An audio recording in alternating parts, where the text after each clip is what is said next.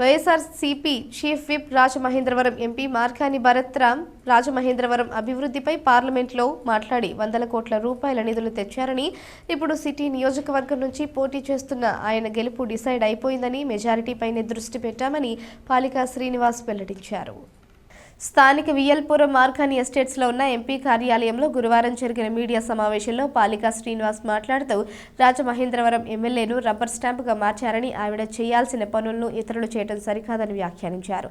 జగన్ దమ్ము ధైర్యం గురించి మాట్లాడే స్థాయి, సత్తా ఆదిరెడ్డి వాసుకు లేవని విమర్శించారు. అసలు దమ్మున్న డిఎన్డీఏ ఆయనకు లేదన్నారు. వైసీపీకి డివిజన్లలో కార్యకర్తలే లేరని వ్యాఖ్యానిస్తున్న ఆయనకు తమ పార్టీ సంగతి ఎందుకని ప్రశ్నించారు.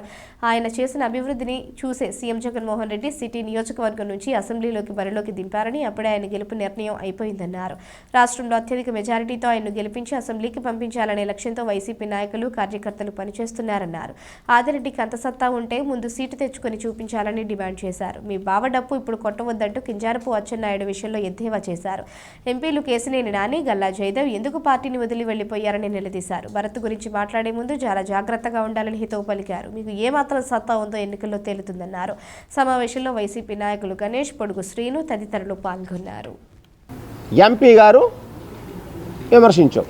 నేను ఒకటి చెప్తున్నానండి, 175 నియోజకవర్గాలు ఉన్నాయి రాష్ట్రంలోనే.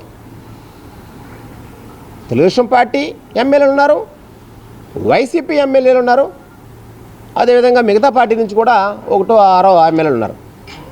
ఈ 175 మందిలో కూడా ఎమ్మెల్యేలు రబ్బర్ స్టాంపుకు ఉన్న వాల్యూ కూడా లేని ఎమ్మెల్యే రాజమండ్రి నగరంలో ఉంటుంది. సిగ్గుచేటు. ఇక్కడ ఎవరినైనా సరే అడిగామనుకోండి, ఎమ్మెల్యే గారు ఎవరంటే రబ్బర్ స్టాంప్ అని చెప్తున్నారు. గెలుపు అన్నది ఎప్పుడో భర్తరామ్కి ఏ రోజైతే మొదట సీటులోనే భర్తరామ్ని ఎమ్మెల్యే కింద అనౌన్స్ చేశారు, ఆ రోజు భర్తరామ్ గెలిచినట్టే. అది ప్రజల యొక్క నాడి, ప్రజల గుండెల నుంచి వచ్చిన మాట. ఇంకా నీకు సీటే లేదు.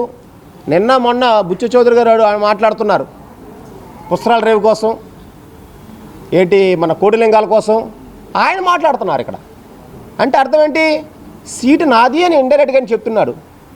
నువ్వేంటి తలా తోక లేకుండా నువ్వు ఇంకా మాట్లాడుతున్నావే? దమ్మున్నవాడు కాబట్టే భర్తరామ్కి ఈ రోజున రాజమండ్రి సీటు గత 2 నెలల క్రితం అనౌన్స్ చేశారు. నీ దగ్గర సత్తా లేదు, కానీ నువ్వు సీటు కోసం మాట్లాడతాం అనవసరం.